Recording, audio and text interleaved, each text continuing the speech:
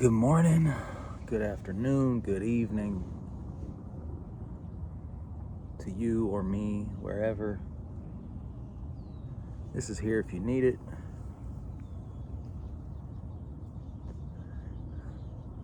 You guys like my vintage Ravens t-shirt? It's football season. We're a little excited about it.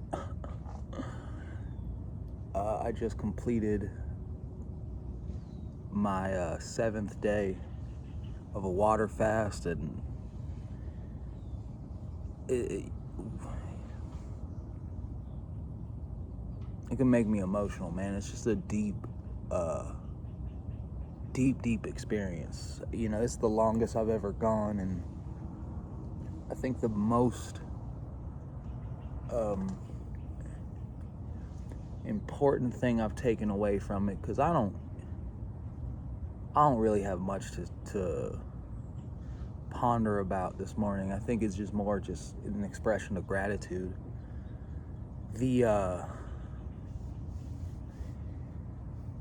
idyllic mind, the all of us, we have this aspirational mind that wants dreams and goals and ideas, and that is beautiful and tremendous and the catalyst to everything. But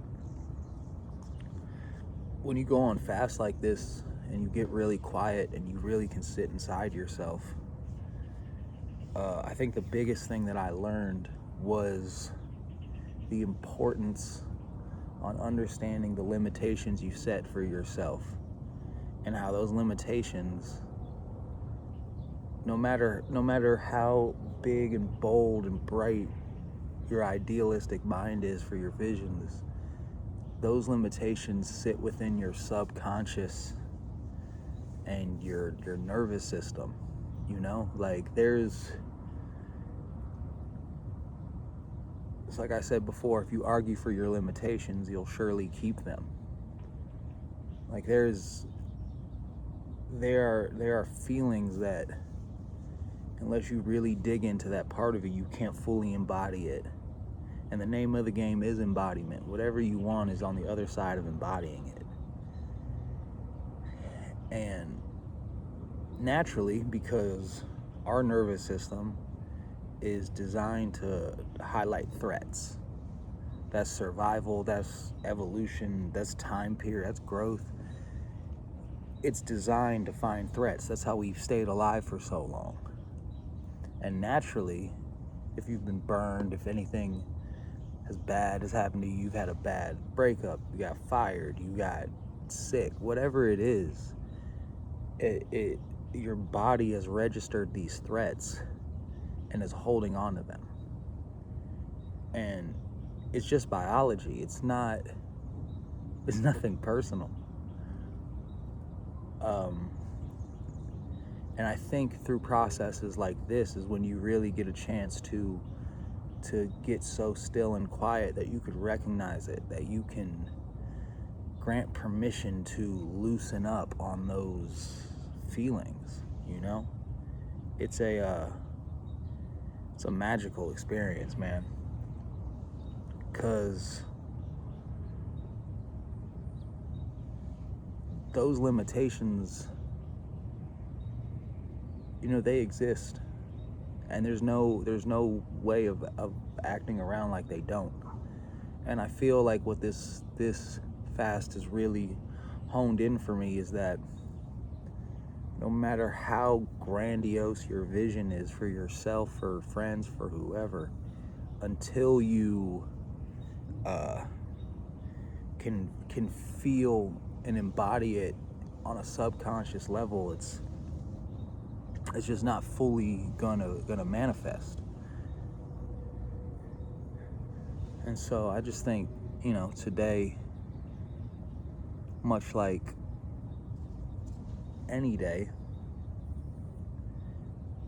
the presence you hold, the joy you can oscillate through you is the name of the game. When you fast, it's like I hear everyone talk about awareness, and this is the longest I've gone. So truly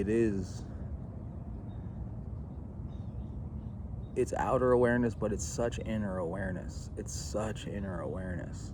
And, I just think that the capacity we have to not feel like you're a passenger of life, but you truly are in the driver's seat of it. That's kind of what my big takeaway is you realize how much you've taken a back seat to your own biology, to your own cravings, your own wants, your own desires that really they're not even righteous. They're chemical reactions, and this is just beautiful. And I'm not recommending everybody to go do 7 days or whatever, but I think 1 or 2 to start, or just the intentionality behind anything that's going to ground you so in the now, to keep you out of this loop, to keep you out of these tug of wars with yourself. It's imperative. The mind and body must work in harmony. That is something that I'm fully starting to embed in my being. I've spent a lot of time getting the mind right, really being able to sit in the seat of self and observe and understand what's going on. But I think my biggest lesson from this has been the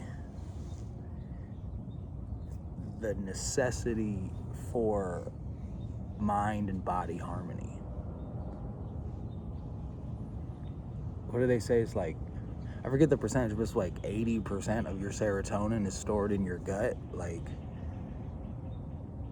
once you really rid everything from you, you really realize the type of joy that is there. So, I guess all I really have for today is to say, you have everything you need. You really do. You really, really do. And it's all on the other side of truly labeling, understanding, and releasing your limitations. Your subconscious ones. The feelings of when you were in middle school and you were getting picked on, and somehow along the way it was rooted in you that you were never supposed to jump out and shine and be who you really were meant to be. The relationships that may have scarred you, that kept you from feeling loved, whatever it is, genuinely, like, releasing that, understanding it, accepting it, and realizing that you are the only person still carrying that with you. And my thing is different for everybody, but I started doing these things in meditations this week where it literally felt like I was like negotiating with my subconscious. I was like talking like this, like, hey, I get it. You are valid to feel all these kind of ways, and thank you for recognizing these things as threats. In the moment, it helped me, it kept me alert, but I literally would ask, in my meditations, I'd ask my subconscious, like, do you think you're holding me back? Do you want us both to have everything and more in this life? Do you think you're holding me back? And, I'm not quite sure if it was brilliant or stupid, but I think that really helped, because when you sit with yourself and you go, and from a core you go, well, I'm here to protect you, and you're telling me that this isn't protecting you anymore. well, I don't think we need to keep this, right? So yeah, that's really all I got right now. I just want to vocalize that I'm very, very grateful. I'm tremendously excited for what this is kickstarting for me, and I hope that if anyone is watching this, you take something from it and start using it in your daily life. It's truly something that we're all here to learn from each other.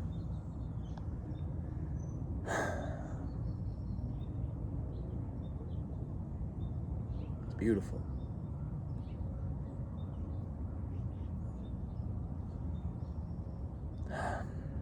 All right.